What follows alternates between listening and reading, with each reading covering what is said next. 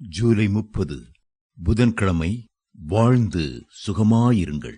பிரியமானவனே, உன் ஆத்துமா வாழ்கிறது போல நீ எல்லாவற்றிலும் வாழ்ந்து சுகமாயிருக்கும்படி வேண்டுகிறேன். 3 யோவான் 1:2.